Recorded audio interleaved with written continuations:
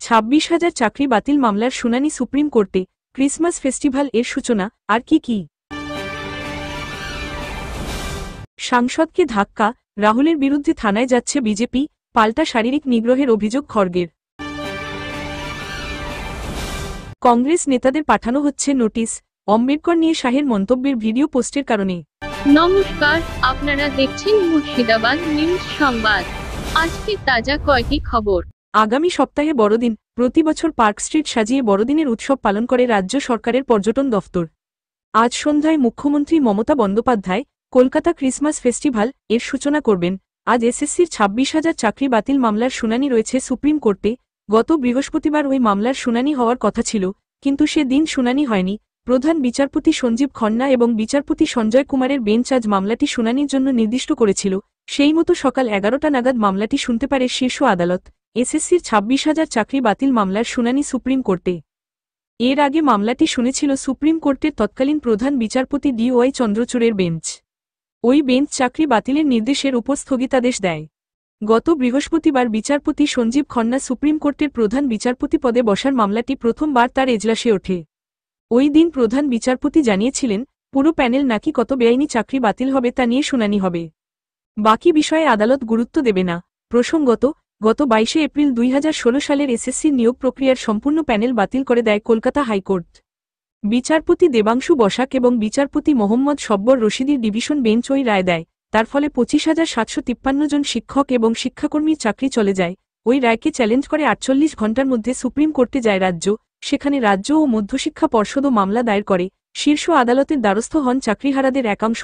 হাইকোর্টের নির্দেশের উপর স্থগিতাদেশ দেয় সুপ্রিম কোর্ট। এমতাবস্থায় আজ সুপ্রিম কোর্ট কি জানায় সেদিকে নজর থাকবে। পার্ক স্ট্রিটে কলকাতা ক্রিসমাস ফেস্টিভ্যাল এর সূচনায় মুখ্যমন্ত্রী। আগামী সপ্তাহে বড়দিন, প্রতি বছর পার্ক স্ট্রিট সাজিয়ে বড়দিনের উৎসব পালন করে রাজ্য সরকারের পর্যটন দফতর। আজ সন্ধ্যায় মুখ্যমন্ত্রী মমতা বন্দ্যোপাধ্যায় কলকাতা ক্রিসমাস ফেস্টিভ্যাল এর সূচনা করবেন। মুখ্যমন্ত্রী ছাড়াও উদ্বোধনী অনুষ্ঠানে থাকবেন কলকাতার মেয়র তথা রাজ্যের মন্ত্রী ফিরহাদ হাকিম, ইন্দ্রনীল সেন, মুখ্য সচিব মনোজ পন্থ, স্বরাষ্ট্র সচিব নন্দিনী চক্রবর্তী, রাজ্য পুলিশের ডিজি রাজীব কুমার, কলকাতার পুলিশ কমিশনার মনোজ বর্মা, কলকাতার পুর কমিশনার ধবল জৈন সহ অন্যেরা। 19শে ডিসেম্বর থেকে 2রা জানুয়ারি পর্যন্ত পার্ক স্ট্রিটে হবে ফেস্টিভ্যাল। এক দেশ এক ভোট বিল নিয়ে বিতর্ক। এক দেশ এক ভোট বিল পেশ হওয়ার আগে থেকেই বিতর্ক শুরু হয়েছে।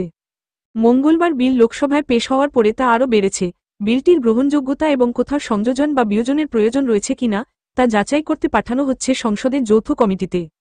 সংসদের সচিবালয় সূত্রে খবর, সেই কমিটির অন্যতম সদস্য হিসাবে থাকছেন প্রিয়ঙ্কা গান্ধী বররা।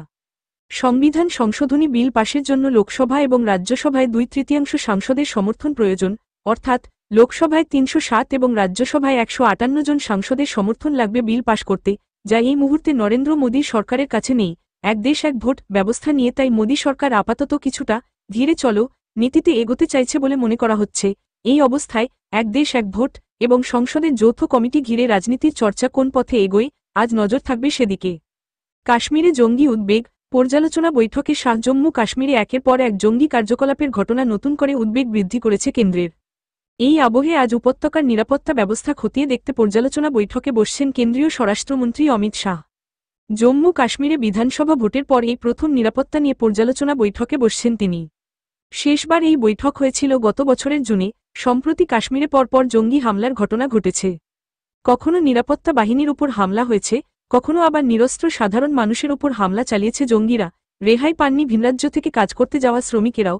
কাশ্মীরের পর্যটনের অন্যতম প্রাণকেন্দ্র শ্রীনগরেও সম্প্রতি জঙ্গি হামলা হয়েছে। এই পরিস্থিতিতে জঙ্গি দমনে বাহিনীর প্রস্তুতি পর্যালোচনা করতে বসছেন শাহ। পর্যালোচনা বৈঠকে বিভিন্ন বাহিনীর কর্তারা ছাড়াও থাকার কথা রয়েছে কেন্দ্রীয় স্বরাষ্ট্র সচিব গোবিন্দ মোহন, আইবি প্রধান তপন ডেকারও। পৌষে কমল শীত, কতটা বৃদ্ধি পাবে তাপমাত্রা? পৌষের শুরুতেই শীতে মন্দা। চলতি সপ্তাহের শেষে দক্ষিণবঙ্গের জেলাগুলিতে হালকা বৃষ্টি হতে পারে বলে জানিয়েছে আলিপুর আবহাওয়া দফতর। উত্তরের কয়েকটি জায়গাতে সামান্য বৃষ্টির সম্ভাবনা রয়েছে, তবে কোথাও ঘন কুয়াশার সম্ভাবনা নেই। আগামী কয়েকদিনে রাজ্যের সর্বত্র তাপমাত্রা 2 থেকে 3 ডিগ্রি বৃদ্ধি পাবে বলে জানিয়েছে হাওয়া অফিস। এই সংক্রান্ত খবরের দিকে নজর থাকবে আজ। বিজেপি সাংসদ প্রতাপ ষড়ঙ্গীর অভিযোগ, তাকে ধাক্কা মেরেছেন লোকসভার বিরোধী দলনেতা রাহুল গান্ধী স্বয়ং। অন্যদিকে বিজেপির বিরুদ্ধে পাল্টা ধাক্কা মারার অভিযোগ তুলেছেন মল্লিকার্জুন খড়গে। লোকসভায় সাংসদ প্রতাপচন্দ্র ষড়ঙ্গীকে ধাক্কা মেরে ফেলে দেওয়ার অভিযোগে লোকসভার বিরোধী দলনেতা রাহুল গান্ধীর বিরুদ্ধে পুলিশে অভিযোগ করতে পারে বিজেপি। কেন্দ্রীয় আইনমন্ত্রী কিরেন রিজিজু বৃহস্পতিবার এই ইঙ্গিত দিয়েছেন। অন্যদিকে কংগ্রেস সভাপতি তথা রাজ্যসভার বিরোধী দলনেতা মল্লিকার্জুন খড়গে অভিযোগ তুলেছেন, তাকে সংসদের অন্দরে ধাক্কা মেরেছেন বিজেপি সাংসদেরা। কেন্দ্রীয় স্বরাষ্ট্রমন্ত্রী অমিত শাহের অম্বেদকর মন্তব্য ঘিরে সংসদের অন্দরে সরকার এবং বিরোধীপক্ষের সংঘাত বৃহস্পতিবার কার্যত পরিণত হয় ধাক্কাধাক্কিতে। দুপক্ষের ধস্তাধস্তির সময় পড়ে গিয়ে বিজেপি সাংসদ প্রতাপ আহত হয়েছেন বলে অভিযোগ। তাকে হাসপাতালে ভর্তি করানো হয়েছে। ওড়িশার বালেশ্বরের সাংসদ ষড়ঙ্গীর অভিযোগ, তাকে ধাক্কা মেরেছেন রাহুল স্বয়ং। রিজিজু বলেন, প্রতাপচন্দ্র ছাড়াও আমাদের সাংসদ মুকেশ রাজপুত আহত হয়েছেন। ওরা, কংগ্রেস সহ বিরোধীরা, কি ভেবেছেন, কিভাবে এমন আচরণ করতে পারেন? বিজেপির দাবি, মাথায় আঘাত লেগেছে ষড়ঙ্গীর। সতীর্থ বিজেপি সাংসদ এবং লোকসভার কর্মীরা ধরাধরি করে অধিবেশন কক্ষের বাইরে আনার পরে ষড়ঙ্গীকে দেখতে যান রাহুলও। অন্যদিকে খড়গে বলেন, আমাকে সংসদের মকর দ্বারের কাছে বিজেপি সাংসদেরা ধাক্কা দিয়েছেন। তিনি জানান, লোকসভার স্পিকার ওম বিড়লাকে চিঠি লিখে বিষয়টি জানিয়েছেন তিনি। প্রসঙ্গত, সংসদের অন্দরে ষড়ঙ্গী আহত হওয়ায় রাহুলের বিরুদ্ধে থানায় অভিযোগ জানাতে হলে সংসদীয় বিধি মেনে স্পিকারের অনুমতি নিতে হবে বিজেপিকে। মঙ্গলবার রাজ্যসভায় সংবিধানের ৭৫ বছর নিয়ে বিতর্কের শেষে জবাবি বক্তৃতায় শাহ বলেন, এখন একটা ফ্যাশন হয়েছে, অম্বেদকর অম্বেদকর অম্বেদকর অম্বেদকর। এতবার ভগবানের নাম নিলে ৭ জন্ম পর্যন্ত স্বর্গ লাভ হতো। বুধবার থেকেই শাহের বিরুদ্ধে অম্বেদকর অবমাননার অভিযোগ তুলে সরব হয়েছে কংগ্রেস সহ বিরোধীরা। বৃহস্পতিবার লোকসভায় সেই বিক্ষোভ ঘিরেই হয় তুলকালাম। প্রসঙ্গত, ১৯৯৯ সালে ওড়িশায় অস্ট্রেলীয় মিশনারি গ্রাহাম স্টুয়ার্ট স্টেইনস ও তার ২ শিশুপুত্রকে পুড়িয়ে মারার ঘটনায় নাম জড়িয়েছিল বজরং দলের। সেই সময়ে বজরং দলের রাজ্য সভাপতি ছিলেন ষড়ঙ্গী। তার বিরুদ্ধেও খুনের মামলা রুজু হয়, কিন্তু মূল অভিযুক্ত দারা সিংহের যাবজ্জীবন জেল হলেও বিচারে রেহাই পেয়ে যান ষড়ঙ্গী। মঙ্গলবার রাজ্যসভায় সংবিধানের ৭৫ বছর নিয়ে বিতর্কের শেষে জবাবি বক্তৃতায় শাহ বলেন, এখন একটা ফ্যাশন হয়েছে, অম্বেদকর অম্বেদকর অম্বেদকর অম্বেদকর। ভারতীয় সংবিধানের প্রণেতা বাবাসাহেব অম্বেদকর সম্পর্কে কেন্দ্রীয় স্বরাষ্ট্রমন্ত্রী অমিত শাহের বিতর্কিত মন্তব্য আড়াল করতে বিজেপি তৎপর হয়েছে বলে অভিযোগ তুলল কংগ্রেস। দলের অভিযোগ, তাদের দলের যে নেতা নেত্রীরা সংসদে শাহের বিতর্কিত মন্তব্যের ভিডিও ক্লিপ এক্স হ্যান্ডলে পোস্ট করেছিলেন, তাদের নোটিশ পাঠানো হয়েছে। মঙ্গলবার রাজ্যসভায় সংবিধানের ৭৫ বছর নিয়ে বিতর্কের শেষে জবাবি বক্তৃতায় শাহ বলেন, এখন একটা ফ্যাশন হয়েছে, অম্বেদকর অম্বেদকর অম্বেদকর অম্বেদকর। এতবার ভগবানের নাম নিলে ৭ জন্ম পর্যন্ত স্বর্গ লাভ হতো। বুধবার থেকেই শাহের বিরুদ্ধে অম্বেদকর অবমাননার অভিযোগ তুলে সরব হয়েছে কংগ্রেস। কেন্দ্রীয় স্বরাষ্ট্রমন্ত্রীর পদ থেকে তার ইস্তফার দাবিতে বৃহস্পতিবার দেশব্যাপী ধর্ণা বিক্ষোভের ডাক দেওয়া হয়েছে। অন্যদিকে শাহের বিরুদ্ধে রাজ্যসভায় স্বাধিকার ভঙ্গের নোটিশ দিয়েছে তৃণমূল।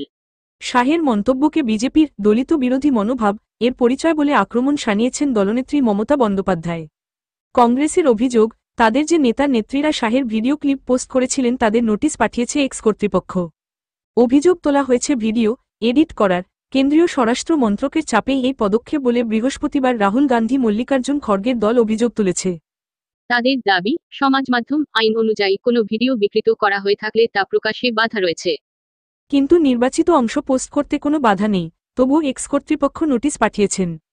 অম্বেদকর সম্পর্কে বিতর্কিত মন্তব্য নিয়ে শাহ নিজেও পাল্টা আক্রমণের রণনীতি নিয়েছেন। বুধবার সাংবাদিক বৈঠকে কেন্দ্রীয় স্বরাষ্ট্রমন্ত্রীর হুমকি, যারা সমাজ মাধ্যমে এডিট করা ভিডিও পোস্ট করছেন তাদের বিরুদ্ধে আইনি পদক্ষেপ করা হবে। কিন্তু গোটা বিষয়ে যে বিজেপি চাপে পড়েছে তা প্রধানমন্ত্রী নরেন্দ্র মোদীর সক্রিয়তাতেই স্পষ্ট হয়েছে বলে কংগ্রেস সহ বিরোধী শিবিরের দাবি।